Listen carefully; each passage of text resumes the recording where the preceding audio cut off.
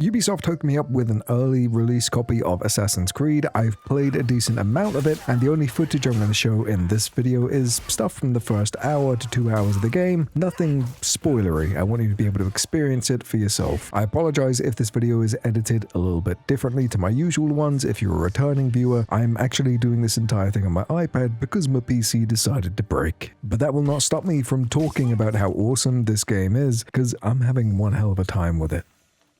Okay, so I'm just kind of ad-libbing this whole narration here because I want it to be natural. I don't want to have to formulate the whole video as if it were a proper review. It's just me sharing my thoughts. And initially, my thoughts were that it's gonna be a bit of a strange game. See, I'm not overly familiar with Assassin's Creed. I played a little bit of Brotherhood, I think it was, the one with Ezio, and that's it. I never played Valhalla, I never played Black Flag, Mirage, any of the popular and slightly infamous Assassin's Creed games. So I had the fortunate opportunity of being able to go into this completely open-minded, not worrying about whether or not it was going to be better or worse than the last game. I am currently a good couple of hours into the game, and the story so far has been one of the most captivating things for me personally. I'm a huge fan of Japanese culture as a whole. I started learning Japanese about a year ago, so playing through this game and kind of recognizing a couple of like historical elements and characters and themes, it was really fun. There are two main story elements that I want to touch on so far. We're still very early in the game, and I don't want to spoil everything for you, but I feel like there are a couple of things that you should probably know going into this. The first of which is Yatsuke's story, because having a black character in an Assassin's Creed game at this point in time in Japan, it's very unheard of. And yes, he's based on a historical figure, but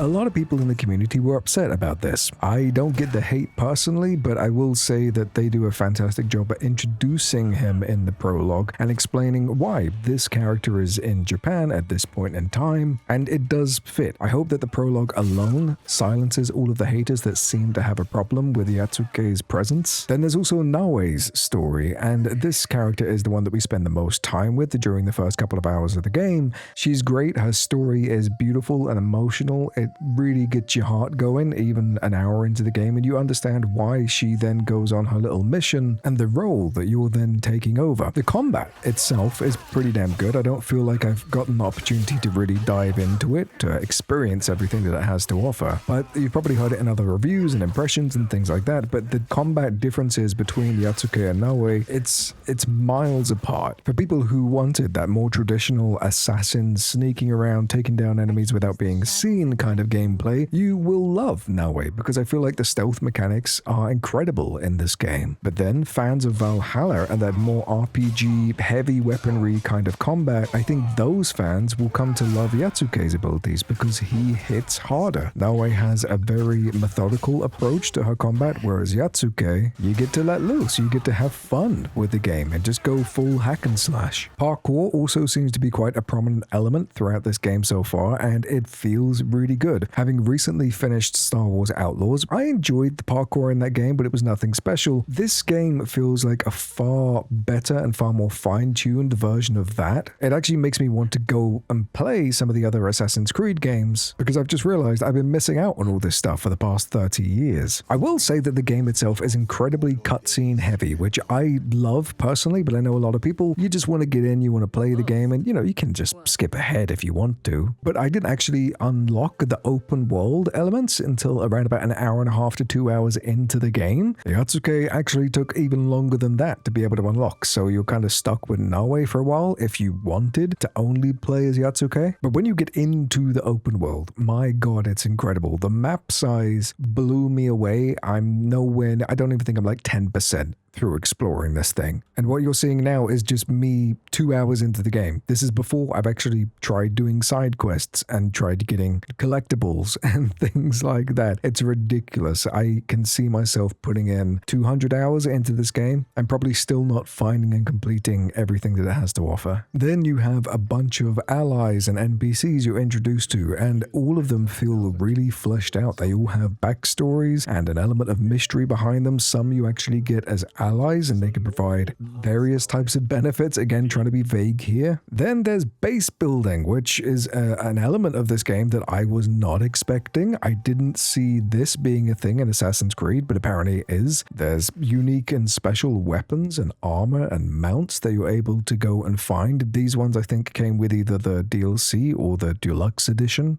I think for myself, as somebody who has been a longtime fan of RPGs but never ventured into this franchise, this just wasn't what I was expecting, but in the most incredible way. For some reason or another, I always thought of Assassin's Creed as this very linear story with very few things to do. You just follow the main quest, you can really explore, there are no objectives. I was so wrong, and I don't know if this is just an Assassin's Creed Shadows thing, maybe it's been introduced over the last couple of years with other games, but there is just something about this one in particular that made me turn around and rethink what Assassin's Creed is. So for anybody who's been on the fence about playing an Assassin's Creed game because it's not something you're familiar with, maybe you feel like you've missed out on quite a bit, I think this is probably a really great starting point, because I didn't expect it to be this good, and I'm incredibly excited now to really explore this world and find all that it has to offer. One thing I will add just towards the end of this video is I'm not familiar with the lore of Assassin's Creed. I don't get how these characters are here, why everything's all hologrammy, so I did a bit of digging around and I started learning more about the company and the tech and all the stuff that